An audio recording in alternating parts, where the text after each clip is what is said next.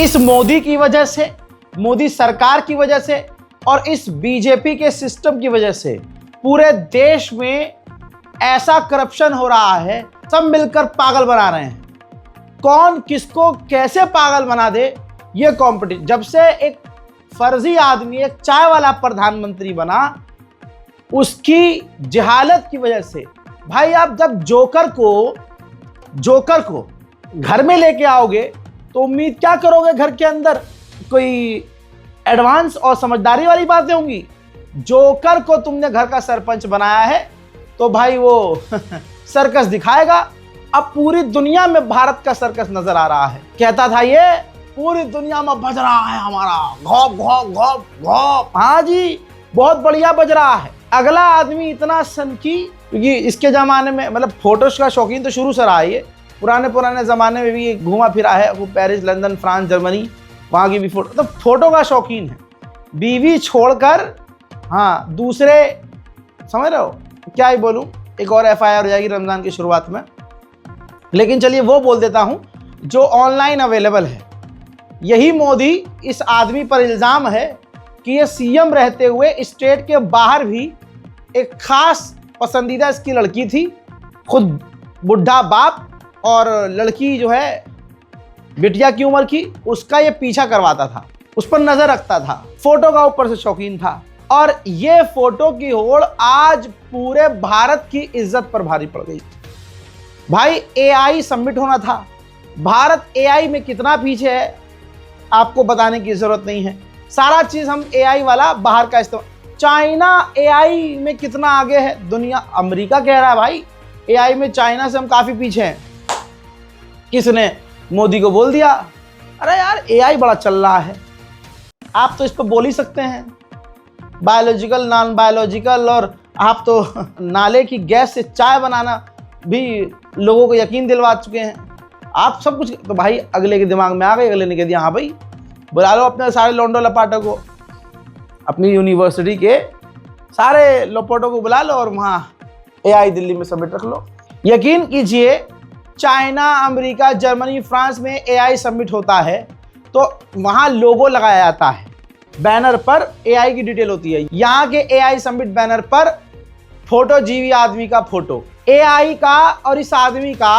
अरे भाई इतना फोटो का शौकीन है ये आदमी, इतना ये मोदी शौकीन है फोटो का कि भाई याद होगा कोरोना काल में जो लोग मारे जा रहे थे, उसके जो मरने वाला जो सर्टिफिकेट बन रहा था, डेथ सर्टिफिकेट, उस पर भी इस मोदी ने अपना फोटो चिपकवाया था। 5 किलो राशन दिया है तो भाई साहब उस राशन देने वाले पैकेट पर, यहां तक कि झोले पर अपना फोटो।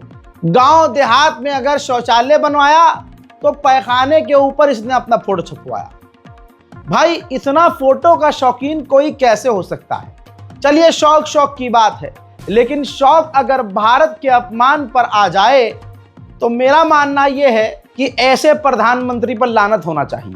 भाई इतना शौकीन फोटो का कि AI सबमिट का जो भारत में उद्घाटन होना था, भाई इसको किसी ने बोल दिया या कहीं से फोन आ गया होगा कि फलानी जगह चलना है या होगा कुछ, इसको कीड़े ने काटा, इसके दिमाग में आगा नहीं मैं आज ही फोटो खिंचवाऊंगा, आज ही फोटो खिंचवाऊंगा, चलो। अच्छा भाई 17 तारीख को ही ये प्लान कर लेता है कि भाई मैं जाऊंगा आज AI में, आज करूंगा उद्घाटन। अब वहाँ जो लोग पहुँचे हुए थे, जो एंटरप्रेन्योर पहुँचे हुए थे, वैज्ञानिक पहुँचे हुए थे, AI एक्सपर्ट पहुँचे हुए थे, जो स्टार्टअप जो देश में करना चाहते थे वो लोग पहुँचे हुए थे। उन्होंने भाई अपना पैसा खर्च करके लाख रुपए स्टॉल लिया, दुकान ली, 2-3 दिन का 1 लाख रुपया स्टॉल ली, अपना सामान लेके आए, जो उन्होंने आविष्कार किए थे वो चीज़ें लेके आए, सजाना शुरू किया। ऐसे में एक व्यक्ति बैंगलोर से आया था अपना सारा साजो सामान लेकर, आर्टिफिशियल इंटेलिजेंस का उनका वियरिंग आइटम था, एक ऐसा बॉक्स टाइप का जो गले में पहनने वाली चीज थी, वियरिंग आइटम था। धनंजय यादव नाम के ये एक्सपर्ट थे जिनका वो AI वाला सामान था, ये लेके आए थे। भाई ये नियो सैपिन करके उसके फाउंडर थे, मालिक थे, खुद आए थे, होटल बुक किया, ये स्टॉल खरीदी, अपने स्टाफ को लेकर आए। भाई 12 बजे करीब इनके स्टॉल पर अचानक से जो है सिक्योरिटी आ गई और कहने लगी मोदी जी आ गए हैं, जबकि मोदी जी 19 तारीख को आने वाले थे। मोदी जी आ रहे हैं, लिहाजा आप यहाँ से निकलिए। तो इन्होंने कहा भाई मैं साजो सामान कम से कम हटा लूँ अपना, या फिर मुझे एक इंसान को रहने दीजिए। तो जो सिक्योरिटी वाले आए थे मोदी जी के, उन्होंने बोला ठीक है एक आदमी रुके। फिर आधे घंटे के बाद दूसरी मोदी जी की सिक्योरिटी दूसरी लेयर आई। उसने कहा कि भैया आप भी यहाँ नहीं रुक सकते हो, जल्दी हटो, फटाफट जल्दी यहाँ से हटो। यहाँ तक कि सामान नहीं हटाने दिया। और उसने कहा सामान कहाँ जाएगा, अरे मोदी जी आ रहे हैं, हाई लेवल सिक्योरिटी है, कैमरा है, यहाँ से कहाँ जाएगा आपका सामान, आपका सामान यहीं मिलेगा। मोदी जी 12 बजे घुसे। अगले मोदी का 12 से 6 बजे तक वीडियो शूट, फोटो शूट होता रहा। बढ़िया एक्टिंग 6 घंटे की करी।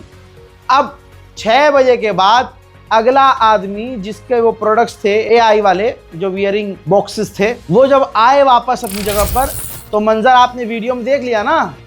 अरे भैया साजो सामान उनका गायब, उनके वियरिंग एआई प्रोडक्ट गायब थे, चोरी हो चुके थे। अब समझ में आया, चौकीदार जहां गया वहीं चोरी हो गई। तो यानी चौकीदार चोर है, ये बात क्लियर है। बेचारा धनंजय ये सोच कर आया होगा कि मोदी जी जा रहे हैं, मोदी जी वहां मौजूद हैं, मैं अपना प्रोडक्ट खुद प्रेजेंट करूंगा। लीजिए, चौकीदार के रहते हुए चोर कौन होंगे, सिक्योरिटी वाले होंगे ना। आम लोग तो अंदर थे ही नहीं, मोदी की जो सिक्योरिटी पुलिस वाले यही तो होंगे अंदर। चोरी उन्होंने किया होगा, फिर किसने किया चोरी। ये है हमारे भारत में एआई समिट का हाल। इतना ही नहीं, दूसरे वहां एक्सपर्ट बता रहे हैं कि आप सोचिए कर किसी कोई फंक्शन में जाता है, एआई समिट में जाता है, तो इतना गंदा सिस्टम था दिल्ली, राजधानी दिल्ली में, कि अगर आप कार से आए हैं तो आप अंदर उस एआई समिट में चाबी लेके नहीं जा सकते। चाबी तो कार की चाबी आप बाहर फेंक के जाओ और अपनी कार में आग लगा के जाओ। दूसरा, और क्या लेके नहीं जा सकते अंदर, बैग लेके नहीं जा सकते। अरे भाई अगर बैग लेके नहीं जाएंगे तो खरीदेंगे क्या और डालेंगे क्या बैग में। अजी सब छोड़िए, ये मोदी और आदमी भी फर्जी और उसकी नीतियां भी फर्जी, हालत इतनी बुरी। बात कर रहे हैं एआई की, सबमिट है एआई का, प्रेजेंटेशन है एआई की, और जहां डिजिटल इंडिया को प्रमोट करना था वहां पर भाई ये कैश से चल रहे थे। पता है आपको भाई, no Paytm, no UPI, no Google Pay, no PhonePe, भाई सिर्फ कैश लाओ, कैश में सामान खरीदो और निकलो। ये हुआ है भारत के मोदी के नीचे ये जो एआई सबमिट किया गया, ये सिर्फ नाम के लिए किया गया था। मोदी को चाहिए था कुछ ना कुछ करूं मैं। अगला आदमी सो के उठता सोचता आज कहाँ खर्चा करूं, आज कहाँ फोटो खिंचाऊं। किसी ने बता दिया था कि एआई नाम की चीज है, उसका सबमिट होता है, करो, लेकिन बेड़ा गर्क हो गया। ये तो एक छोटी सी बात थी, लेकिन अंतर्राष्ट्रीय लेवल की बेइज्जती भारत की कहां हुई। पूरी दुनिया में भारत का अपमान कैसे हुआ। भाई गलगोटिया यूनिवर्सिटी, जिसकी खासियत पढ़ाई नहीं है, नचनियाएं हैं नचनियाएं। अक्सर गलगोटिया यूनिवर्सिटीज की ऐसी खास तरह की अधनंगी लड़कियों की वीडियोस यूनिवर्सिटी के अंदर की वायरल होती हैं, शो और प्रोग्राम, एनुअल फंक्शन, फलाना फलाना फंक्शन के नाम पे, जिसमें अतरंगी, फुहड़ता, अश्लीलता भरा डांस किया जाता है। और लड़कियां वहां की कितनी एक्सपर्ट हैं इस चीज़ों में, और भी कई सारी चीज़ों में, आपको यहाँ मैं बोलना ज़रूरी नहीं समझता, आपको पता है। तो वही गलगोटिया यूनिवर्सिटी का स्टॉल लगा था वहां। अब गलगोटिया यूनिवर्सिटी ने किस तरह से पूरे दुनिया को चू बनाने की कोशिश की, और ये भी नहीं सोचा कि इतना बड़ा समिट हो रहा है, हम जो दिखाएंगे, जो बोलेंगे, इंटरनेशनल मीडिया में जाएगा और सारी दुनिया देखेगी, और इस एआई समिट में दुनिया की नजर होगी। भाई गलगोटिया यूनिवर्सिटी ने क्या खेल किया, वहां पर अपना एक रोबोट दिखाया जिसमें दुनिया हैरान हो गई। एआई रोबोट दिखाया, एआई रोबोट। देखिए, गलगोटिया यूनिवर्सिटी की प्रोफेसर एक्सप्लेन करने लगी कि हमने 300 करोड़ रुपए खर्च किए। भाई 300 करोड़, फिर से याद दिला रहा हूं, इन्होंने कहा 300 करोड़ रुपए खर्च किए और हमने ये AI रोबोट बनाया। और इसको आप देखिए डीडी नेशनल ने कवर किया, और डीडी नेशनल ने जो मोदी मीडिया, गोदी मीडिया का इस वक्त का टॉप का न्यूज चैनल है, और मोदी के अलावा इस डीडी न्यूज पर कुछ नहीं होता है। इसने ऊपर से नीचे और पीछे तक का जोर लगाकर खूब तारीफें की। चंद लफ्ज इसके सुनिए और जुमलों को, यानी जो स्टेटमेंट ये महिला दे रही है उस पर ध्यान दीजिएगा। Cute little robot that's waving. Yes. That's the kind of technology that India is currently developing, and at the AI summit, these are some of the crucial things that you get to see. It's quite cute. It's quite heartwarming, and I have with me Professor Neha Singh. Hello, hi. Hi, how are you? I am good and welcome to the pavilion. Okay, Neha, I wanted to ask you. We see all this new technology happening here. We see this. This is Orion. You need to meet Orion, and this has been developed by the Center of Excellence at the Galgotias University. I would also like to take a moment to brief you about Galgotias University. We are the first private university investing more than 350 crore rupees in artificial intelligence, and we have a dedicated data science and इससे पहले कि आप खुशी से झूमें, भाई इधर इन्होंने ये किया, वीडियोस इंटरनेशनल मीडिया में गया, चाइना की नजर पड़ी कि अच्छा ये क्या हो रहा है। चाइना ने डीडी न्यूज और मोदी सरकार का नाड़ा खींचकर तुरंत नंगा कर दिया, और पूरी दुनिया में हमारा अपमान कुछ यूं हुआ कि चाइना ने आधिकारिक तौर पर वीडियो शेयर कर दिया। उस वीडियो के अंदर इन्होंने स्क्रीनशॉट लगा दिया चाइना ने कि ये जो प्रोडक्ट है चाइना का, हजरात ये रोबोट कुत्ता चाइना का है, गो 2 के नाम से, UNITREE। लगभग 2-2.5 लाख का ये जो है इंडिया में आपको रोबोट मिल रहा है। आप भी ऑनलाइन मंगा सकते हैं। जो लोग वीडियो देख रहे हैं, अल्लाह उनको इतना पैसा दे कि वो भी 2.5 लाख 3 लाख का ये रोबोट मंगा सके।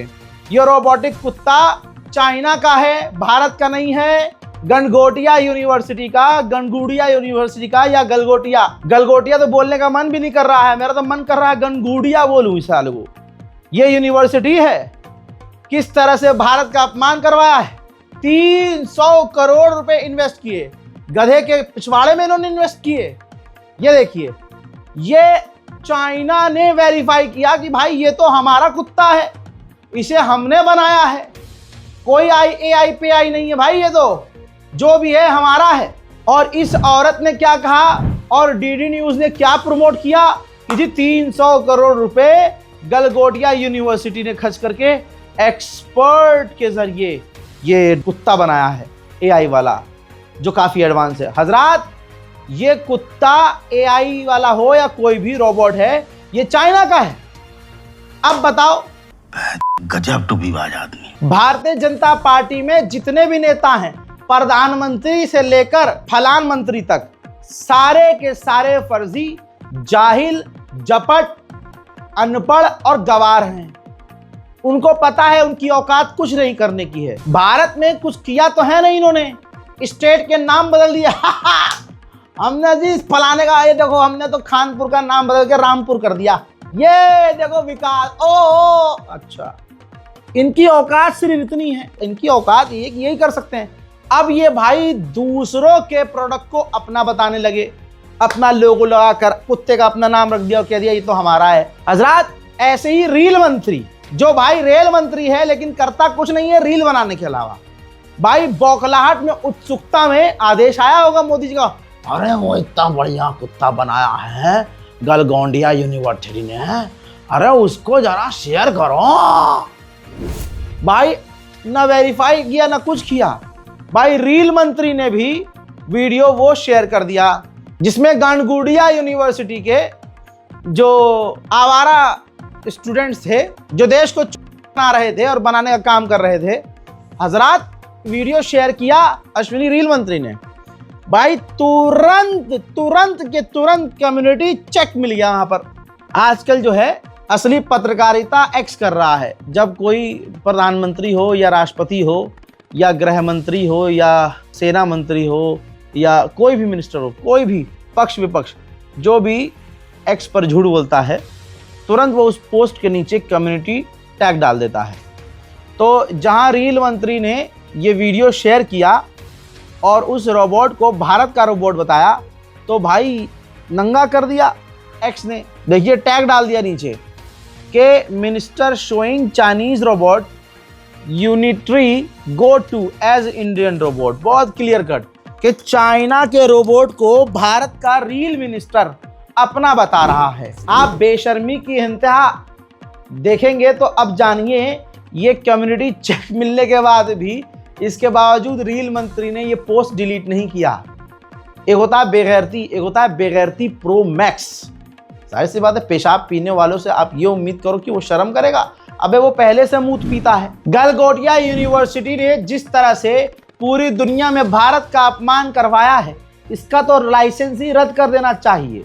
सवाल यह है कि इसको फंड करता कौन है, सवाल यह है कि कौन से नेता और कौन सी पार्टी इसके समर्थन में है और गलगोटिया यूनिवर्सिटी को सपोर्ट करते हैं। तो दोस्तों जैसा बीज होगा, ये रही तस्वीर, बीज की तस्वीर देख लो, जैसा बीज होगा वैसे ही तो फसल उगेगी। लो अब रह गया है कुछ तो बताओ। 2018 की फोटो है, बीजेपी का वो नेता है जो पेशाब से कैंसर ठीक होने को बताता है और भैया एक स्पेशल गाय को ये असली गाय बताता है और दूसरी गाय को दूसरी नस्ल की गाय बताता है, लेकिन वो गाय नहीं, उसको काट के खा सकते हैं। हजरात गलगोटिया यूनिवर्सिटी की ये असलियत है। होना ये चाहिए कि जो भी गलगोटिया यूनिवर्सिटी का छात्र है उसको पकड़कर अच्छे से जलील करना चाहिए वीडियो दिखा के, और उससे पूछना चाहिए 300 करोड़ रुपए तुम्हारे पास साले आए कहाँ से। और 300 करोड़ रुपए अगर तुमने लिए थे, उसमें से सिर्फ 2.5 लाख का तुमने एक चाइना का रोबोट खरीद लिया, तो बाकी के पैसे कौन से घुसाए तुमने, निकालो।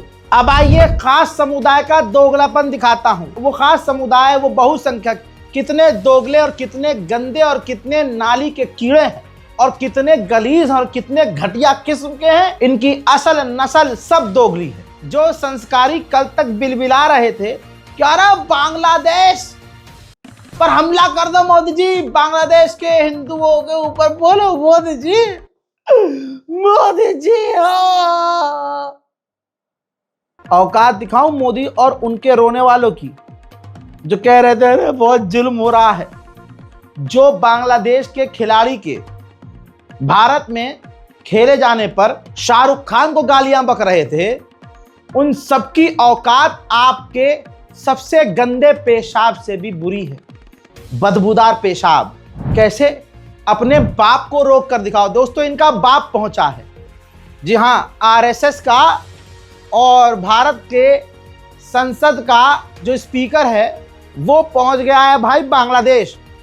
ये रही तस्वीर। भाई स्पीकर ओम बिरला तारिक सरकार के शपथ ग्रहण में शामिल हैं। अब तक सोचिए, कल तक ये कहानी थी कि शाकिब अल हसन के आईपीएल खेलने से हिंदुओं की भावना आहत हो रही थी।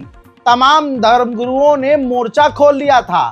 शाहरुख खान को गाली दी जा रही थी। अब वो इसका विरोध करने की हिम्मत करेंगे या किसी सुअर का लहंडा खाकर मुंह में पेशाब से लहंडा हलक के नीचे उतार कर चुप हो जाएंगे।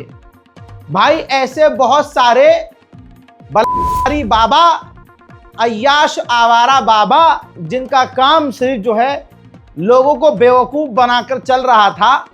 भाई ऐसे सारे बाबा अभी कुछ दिन पहले तक बहुत फुदक रहे थे कि हम शाहरुख खान का गला काट देंगे, शाहरुख खान का जो सर काट के लाएगा हम उसको लाख रुपये देंगे। अबे सुअरो, ये है तुम्हारी औकात। यूजीसी का विरोध करने लगे तो पीछे से मोदी सरकार ने हाथ डाल के खोल दिया ना। देखते जाओ, धीरे धीरे अभी होगा क्या तुम्हारे साथ, देखते जाओ, क्योंकि अल्लाह की लाठी में आवाज नहीं होती।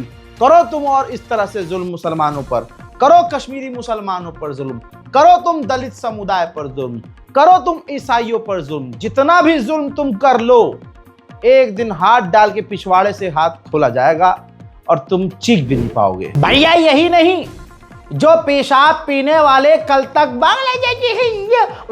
गोप गोप हो गया है तुम्हारे साथ, तुम्हारी औकात नहीं है कि तुम बोल सको और बांग्लादेश की बराबरी कर सको।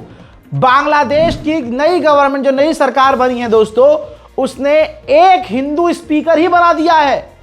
जी हाँ, एक हिंदू स्पीकर जिसका नाम निताई रॉय चौधरी है, और 2 सांसद मेंबर ऑफ पार्लियामेंट चुने हैं। जो रेलवे मिनिस्टर है बांग्लादेश का वो हिंदू है, गोएश्वर चंद्र रॉय, और दूसरा जो हिंदू मिनिस्टर है वो चित्रागोंग हिल ट्रैक अफेयर का दीपेन दीवान। अब मैं भजपिल्लों से जो भाव भाव करते रहते हैं हमेशा, उनसे उनकी औकात का वास्ता देके पूछता हूं, तुम अपने बाप से पूछ के दिखाओ कि 12 साल में बीजेपी ने एक भी मेंबर ऑफ पार्लियामेंट चुना है तो गोप गोप गोप। ये है तुम्हारी असलियत, ये है तुम्हारी औकात, बस यहीं तक हो तुम। मेरे दोस्तों अब वक्त है आगे बढ़ने का। दोस्तों मैं क्या कहूं, एक खास समुदाय को दिमाग में रखिएगा कि वो कितना दोगला है। भाई एक लड़की मऊ गई अपना कोई एग्जाम देने के लिए और वो वहां से लौटने लगी वापस, तो भाई वो वापस लौटने लगी गोरखपुर देवरिया, तो राहुल कुमार ऊंची जात का आया जो टीटी था। वो लड़की असल में उसके पास जल्दबाजी में टिकट नहीं था तो वो एसी कोच में चढ़ गई। तो भाई उस टीटी राहुल कुमार ने एनसीसी की स्टूडेंट जो 22 साल की थी, उसको वो ये बोलता है कि भैया मैं आपको टिकट दूंगा और आपको जो है सीट भी दूंगा, चलिए आप मेरे साथ फर्स्ट एसी में। वो उसे फर्स्ट एसी में ले गया। अहमदाबाद गोरखपुर एक्सप्रेस का यह मामला है 15 फरवरी का। अब जो लड़की एनसीसी का सर्टिफिकेट एग्जाम देकर वापस आ रही थी, उसे वो फर्स्ट क्लास के कैबिन में ले गया क्योंकि कैबिन खाली होता है। उसने कैबिन को टीटी ने राहुल कुमार ने बंद कर दिया अंदर से, और हुआ ये कि फिर राहुल कुमार ने, संस्कारी हिंदू ने उस लड़की का कर दिया। जी हाँ, अब हुआ क्या, लड़की ने तुरंत जो वो के भाग गया तो तुरंत 112 पे कॉल किया। टीटीई जो राहुल कुमार था वो भाग गया, ट्रेन छोड़ के, ट्रेन से उतर के भाग गया स्टेशन पे निकल के, और रेलवेज ने राहुल कुमार को सस्पेंड कर दिया है। फिलहाल राहुल कुमार गिरफ्तार नहीं हो पाया है क्योंकि राहुल कुमार हिंदू है, संस्कारी है, सनातनी है, राम भक्त है। अब पुलिस का बयान सुनिए। अहमदाबाद गोरखपुर एक्सप्रेस में एक महिला जो मऊ रेलवे स्टेशन में सवार होती है, उसके पास टिकट नहीं था, उसने टीटी से रिक्वेस्ट किया हमारा टिकट बना दिया, तो उन्होंने उसको एसी फर्स्ट कोच में कहा कि ठीक है बैठो भी हम बना देंगे। फिर बाद में एसी फर्स्ट कोच में गए और उसके साथ जो है अंदर से कुंडी बंद करके जो है अश्लील हरकत करने लगे। इस संबंध में जो है उसके द्वारा विरोध किया गया, तो महिला द्वारा एक तहरीर दी गई, इस संबंध में अभियोग पंजीकृत किया गया है, सारी विधिक कार्रवाई की जा रही है। अब वो एक बकलंड दल है, ये देखिए, इन चेहरों को आप पहचानते होंगे ना, किसी का मुंह टट्टी जैसा, किसी का मुंह लुल्लू जैसा, किसी का मुंह नुन्नू जैसा, किसी का मुंह आंट जैसा। ध्यान से देखिए, हैं ये सारे टिकटॉकिये थे। आज ये बकलंड दल जो बना के घूम रहे हैं, बस मुसलमान कोई सही नहीं टकरा रहा इन्हें, कोई मुसलमानों में दीपक कुमार नहीं है यार, बस ये है। वरना जिस दिन ये हत्ते सही आदमी के चढ़ गए तो इनको ऐसा कानून सिखाएंगे कि इनकी रूह कांप जाएगी। बहरहाल इस बकलंड दल से मैं पूछना चाहता हूं, अबे इस पर ये जो तुम स्क्रिप्टेड वीडियो बनाते हो कि ये देखो मुल्ले ने हमारी बहन के साथ ये कर दिया वो कर दिया, ये जो चलती ट्रेन के अंदर तुम्हारे राहुल, तुम्हारी जात के व्यक्ति ने, तुम्हारे भाई ने एक लड़की की इज्जत लूटी, तुम्हारे पिछवाड़े के किसी भी छेद में, तुम्हारे पास 5-6 छेद होते हैं ना, तुम्हारा बिजनेस है ये, तो बताओ दम है कि तुम इस पर बोलो? नहीं बोलोगे क्योंकि हिंदू है ना, क्योंकि तुम भी वही हो। तुम्हारी भी वक्त आने पे पोल खुलेगी तो तुम खुद निकलोगे। अभी तो सबसे ज्यादा मजा एक्स दे रहा है, जहां भी कुछ भी झूठ मोदी का कोई समर्थक पोस्ट कर देता है, कोई लाइन लिख देता है तो तुरंत फैक्ट चेक कर देता है। ट्विटर ऐसा जलील कर रहा है ट्विटर कि मैं आपको बता नहीं सकता। भैया एक लवड़े ने, भुजियम ने, हर्ष संघवी जिसके नाम में ही संघ है, कहता है मैन ऑन अ मिशन। जी हाँ, वो पैदल चल रहा है पुल पर और उनको मिशन दिख रहा है, तो नीचे जो है ट्विटर ने तेल लगाकर ले ली इनकी, अच्छे से लिख दिया कि मोदी जो है एक बड़े मिशन पर है देश को तबाह करने के लिए। मोदी ने भारतीयों को टुकड़े टुकड़े में बांट दिया है धर्म के नाम पर, सिर्फ पावर में रहने के लिए। ये ट्विटर ने बताया है और कहा है कि कुछ नहीं कर रहा, ये सिर्फ भारतीयों को 2 टुकड़े में बांट रहा है। यहां तक कि कास्ट में भी बांट रहा है सिर्फ पावर में रहने के लिए। और अगर मोदी ने ऑफिस छोड़ा, जिस दिन मोदी ने ऑफिस छोड़ दिया उस दिन भारत का विकास शुरू हो जाएगा। ये मैं नहीं कह रहा हूं, ना कोई नेता कहना है, ना राहुल गांधी कह रहा है, जो कह रहा है ट्विटर कह रहा है। दोस्तों, बकलंड दल पूरे देश भर में नए नए चेहरों के साथ बढ़ रहे हैं। भाई, अब इनका धर्म इतना कमजोर है कि इनकी आत्मा इस चीज से भी आहत हो जाती है कि अरे यार, खुले में ये लड़कियों की चड्डी बनियान क्यों बेची जा रही है। उत्तर प्रदेश का मामला बताया जा रहा है जिसमें 2-3 बकलंड दल के सदस्य यहां से लेकर यहां तक का तिलक खींचे मुंह पर, और दिख रहा है कि न मुंह इनके तिलक से मैच हो रहा है, न तिलक इनके मुंह का मैच हो रहा है। तो उन्होंने कहा कि मंदिर के पास एक मुल्ला महिलाओं की चड्डी बनियान बरा पैंटी बेच रहा था, इससे हमारी धार्मिक भावना, हमारा धर्म खतरे में। ये है हिंदुत्व, जो महिलाओं की चड्डी बरा पैंटी से खतरे में पड़ जाता है। अल्हम्दुलिल्लाह, तमाम मुसलमानों को मुबारकबाद देता हूं कि मुबारक हो कि आप ऐसे मजहब में पैदा हुए या मजहब में आ गए। जो आना चाहते हैं वो आ सकते हैं। मतलब ऐसे मजहब में पैदा हुए जो कम से कम चड्डी बनियान किसी की बरा पैंटी के बेचे जाने पर खतरे में नहीं आता। अब उसके बाद उत्तर प्रदेश पुलिस उन बकलंड दल के नेताओं को, लौंडों को कुत्ते वाली गाड़ी में डालकर ले गई और वहीं बंद किया जहां कुत्तों को बंद किया जाता है, आवारा कुत्तों को।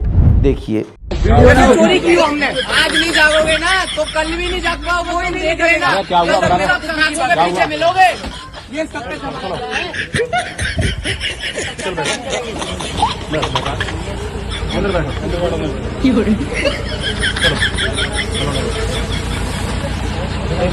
इधर ही बैठते तुम भाई, अकेले बैठते तुम, इधर बैठते यार। लेकिन भाई, जय श्री राम भैया।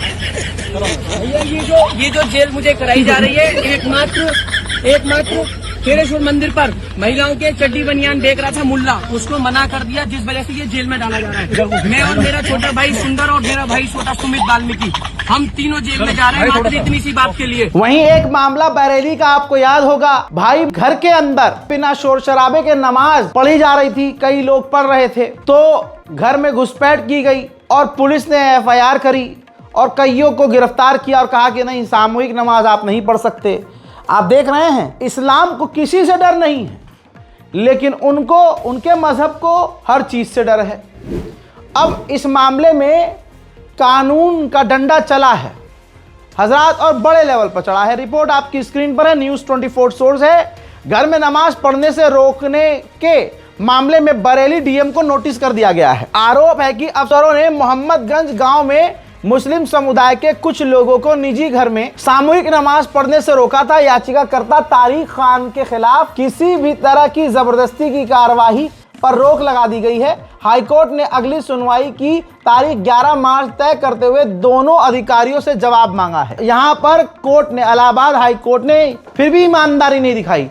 होना यह चाहिए था कि इलाहाबाद हाई कोर्ट को तुरंत DM को सस्पेंड करना चाहिए था, जुर्माना लगाना चाहिए था और आगे आदेश देना चाहिए था कि इस तरह का काम ना हो। सोचिए, ऐसे अधिकारी कितने कुत्ते और दोगले हैं, कितना हरामीपन है कि खुद तो कावड़ियों के मुंह पर ये फूल फेंकते हैं और मुसलमान अपने घर में नमाज पढ़ता है तो इनके चूतड़ फट जाते हैं। भाई साहब, ये है औकात इनकी। 2014 के बाद से मुसलमानों पर जितने केस किए जाते हैं 99% झूठे होते हैं, क्योंकि सरकार ने कानून ऐसे बना दिए हैं कि उनका इस्तेमाल हिंदू मुसलमानों को बर्बाद करने के लिए, फंसाने के लिए कर सकें। अब मुरादाबाद का एक CCTV फुटेज है जिसकी वजह से अगर ये कैमरा ना होता तो आज एक मुसलमान पूरी तरह से बर्बाद हो चुका था।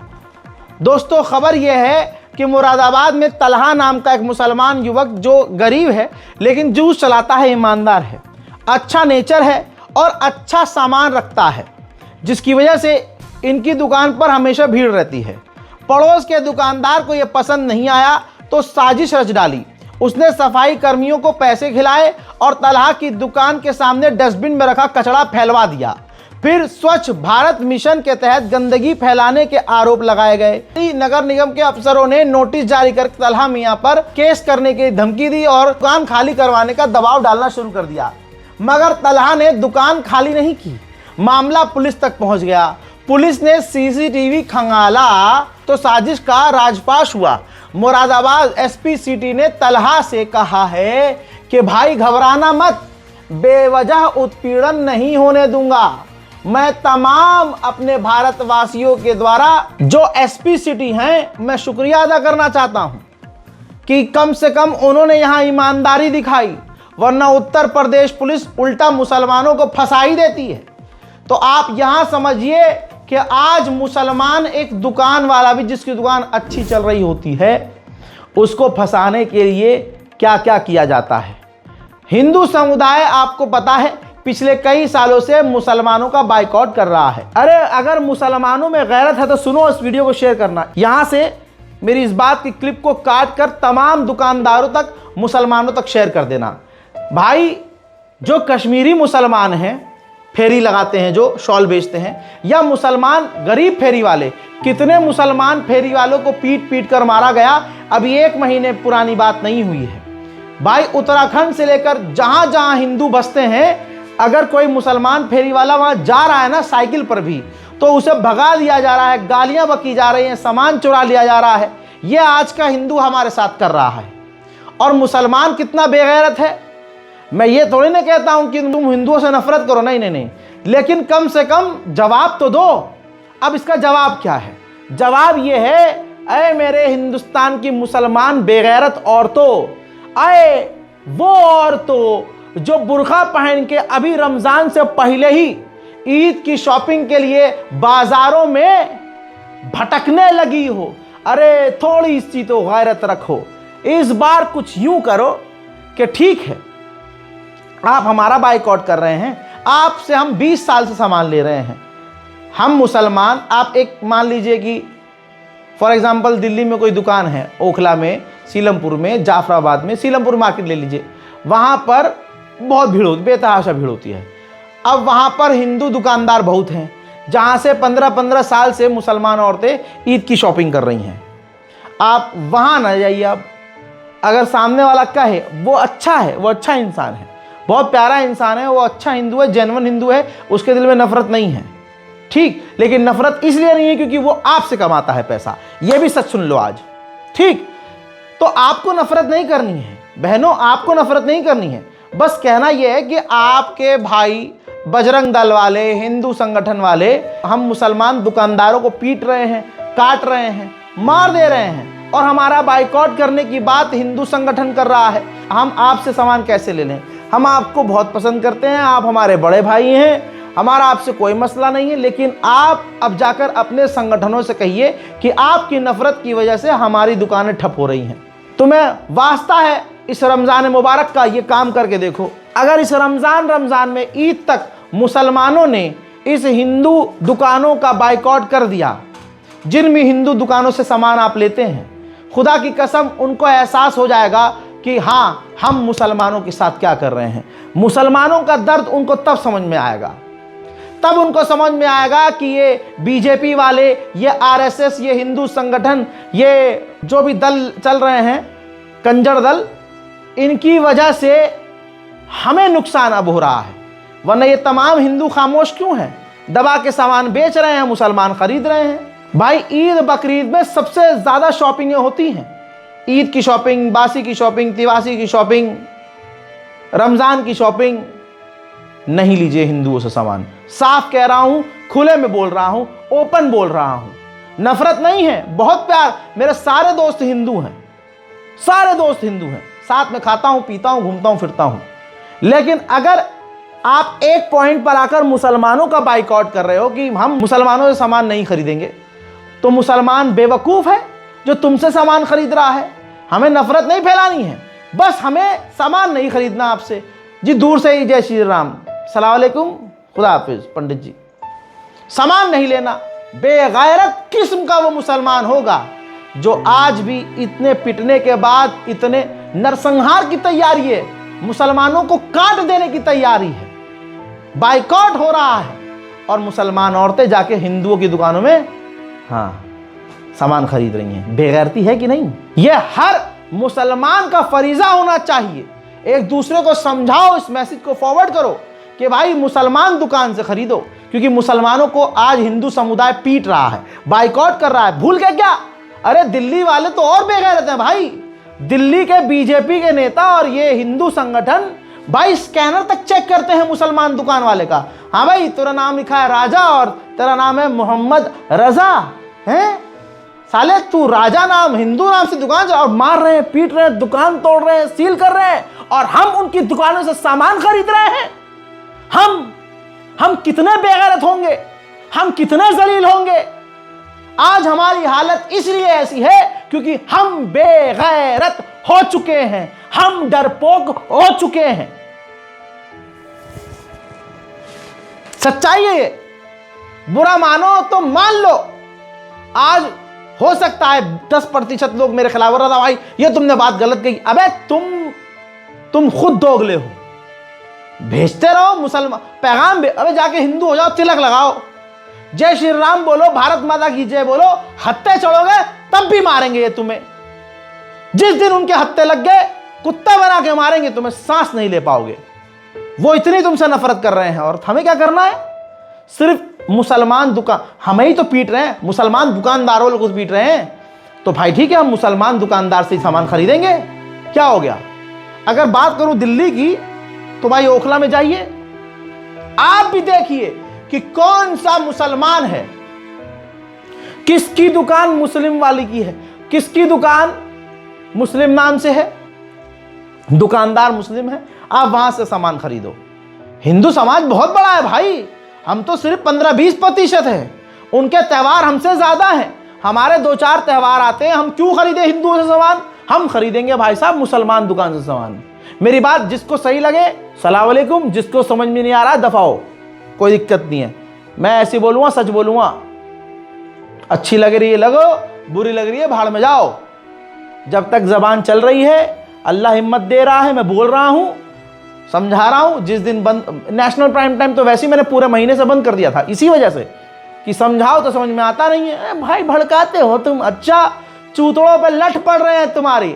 अबे मुसलमानों को गली गली में पीटा जा रहा है भैया। यहां तक की रिपोर्ट है, ये देखिए रिपोर्ट, भाई क्वाइंट की रिपोर्ट है, आरटीआई से खुलासा हुआ है कि सरकार के ही पैसों से ये हिंदू संगठन जो बाइकआउट की बात करते हैं, ये हिंदू संगठन जो मुसलमानों के नरसंहार की बात अपने प्रोग्राम में, अपनी सभाओं में करते हैं, भारत सरकार ने, इसी मोदी सरकार ने उन संगठनों को पैसा दिया है। वो भी 1 लाख 2 लाख नहीं दोस्तों, बता दूं 63 लाख रुपए। 63, देखिए पहला सोर्स मकतूब मीडिया है, और मकतूब मीडिया ने खुद क्लेम किया है कि ये पूरी रिपोर्ट आ चुकी है। 17 फरवरी 2026 को रिपोर्ट जारी हुई है, जिसके अंदर ये खुलासा हुआ है, द क्वांट की रिपोर्ट है कि जो यूनियन गवर्नमेंट है, जो भारतीय मोदी सरकार है, 63 लाख रुपये सनातन इवेंट्स के लिए, हिंदू महासभा के लिए, हिंदू जो सभाएं होती हैं उसके लिए 63 लाख रुपए दिए।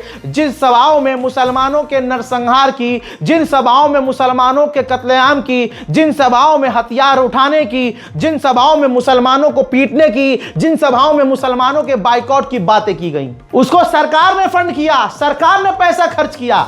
और भारत का मुसलमान इतना बेगैरत कि अभी भी हिंदुओं की दुकान से सामान खरीदेगा। जब तक मुसलमान, इस देश का दलित, इस देश का ईसाई जागेगा नहीं, कुत्ते की मौत मरता रहेगा, ये याद रखना। गाजियाबाद में, ये देखिए वीडियो थोड़ा सा ब्लर कर रहा हूं, गाजियाबाद में बेरोजगार मुट्ठल संगठन अचानक एक घर में घुसा। उस घर के अंदर मुस्लिम लड़का और हिंदू लड़की मौजूद थे। दोनों का नाम पूछा, लड़की हिंदू थी, लड़के का मुस्लिम नाम देखते ही सुनते ही मुसलमान लड़के को बुरी तरह से पीट दिया घर के अंदर।